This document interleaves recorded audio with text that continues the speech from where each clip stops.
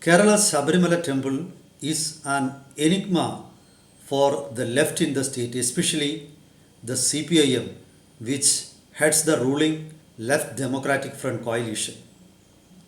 They want to have complete control over the temple. In a sense, they already have that control. The Travancore Devasam Board, which controls Sabarimala as well as other temples, major temples in state, especially in the South Kerala, is headed by a nominee of the CPIM. But that's not enough. It means only administrative control. The CPIM wants some sort of spiritual control also. They want to control the minds of devotees. That is going to help them reap benefits in future elections. The party has been desperately trying for that, but the temple remains an insurmountable mountain for the CPIM.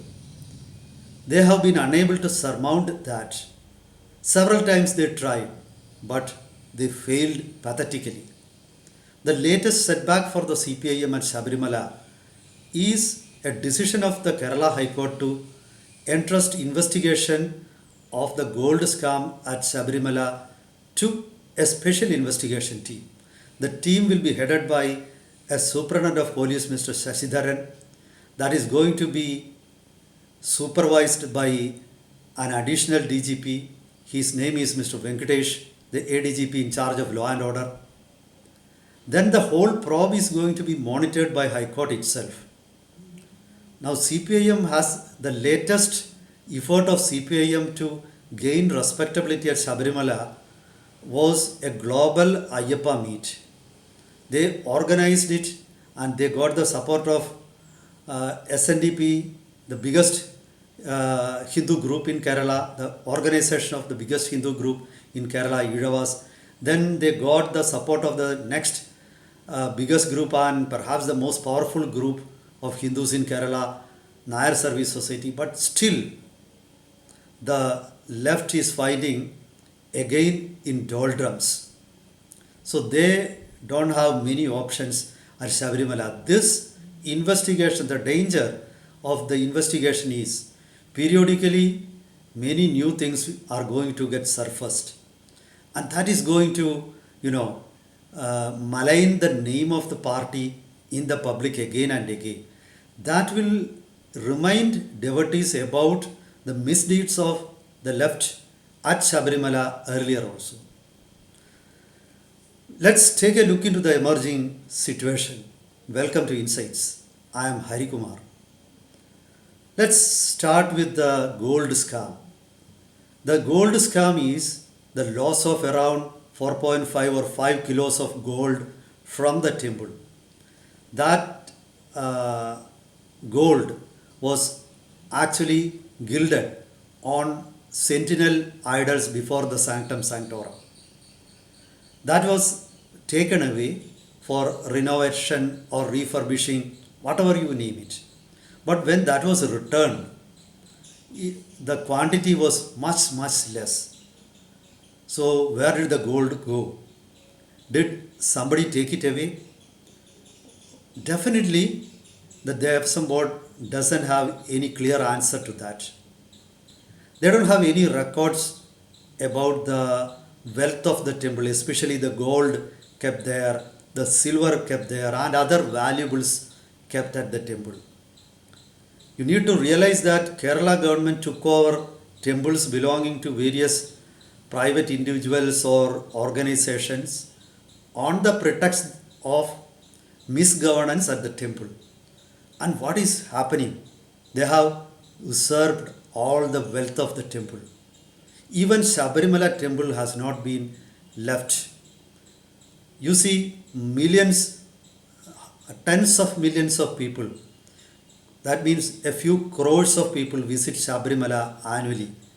They are not just from Kerala. Actually, devotees who arrive at Sabarimala from Kerala are less compared to other South Indian states of Tamil Nadu, Karnataka, or Andhra Pradesh and Telangana. Even devotees from Central India and North India visit temples. Once Amitabh Bachchan had visited the temple. Bollywood stars like Vivek Oberoi regularly visit the temple. It attracts VVIPs. The President of India is going to arrive at the temple shortly. But the sad thing about the temple is total mismanagement at the temple. The temple is being used by Kerala government as a center for exploiting. And this is being used by corrupt politicians to make money.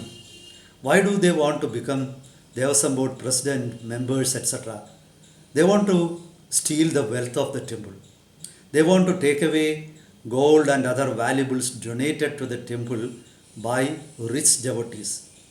The whole temple was, gilded by gold by Vijay Mallya. That was in around 98, 99. This is what I get from newspapers.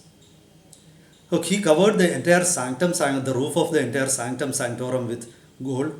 Then he gilded the sentinel idols before the sanctum sanctorum with gold.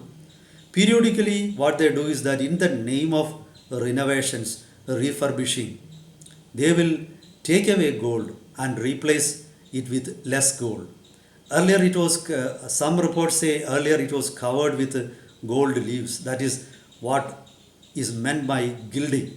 But now they just cover it with or brush it with gold paint. So you look at the type of robbery that is happening at the temple. Actually, nobody is allowed to question.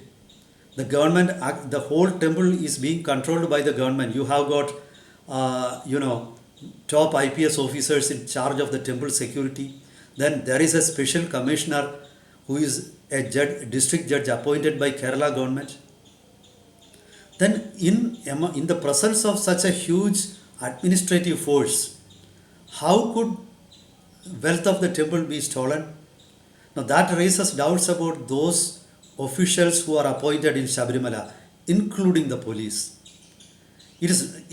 Gold or other types of wealth cannot be taken away without conniving with them. So this is actually the shocking truth at the temple. Actually, those devotees who arrive at the temple are fleeced. Bus fares to the temple are much higher than the regular bus fares in Kerala.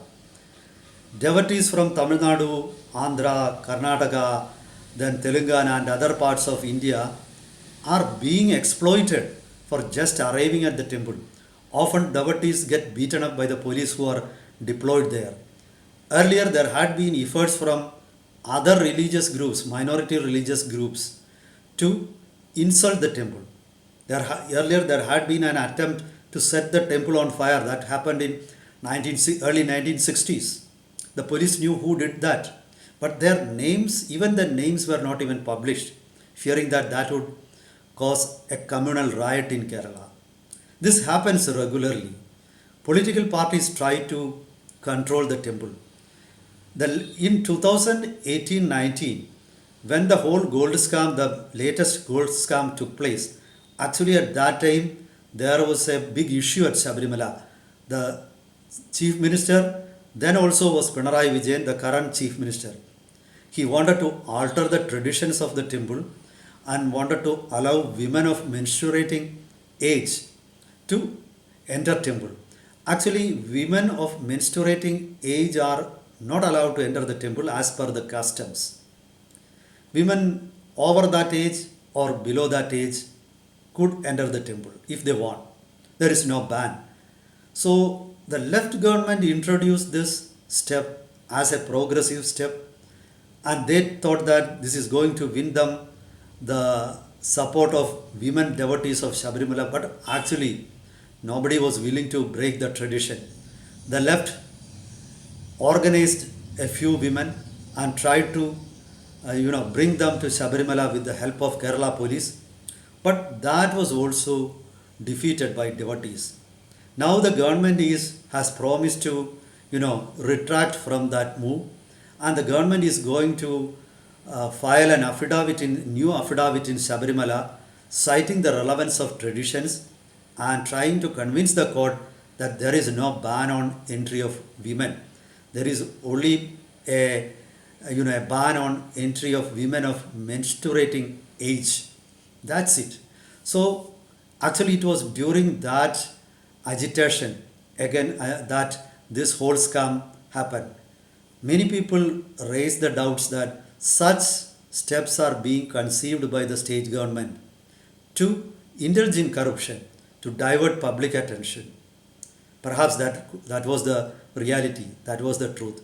Anyway, this effort, I mean, this time the government realized that the anger of devotees will be negative for returning the LDF to power, and they have tried to win over devotees by organizing a global meet.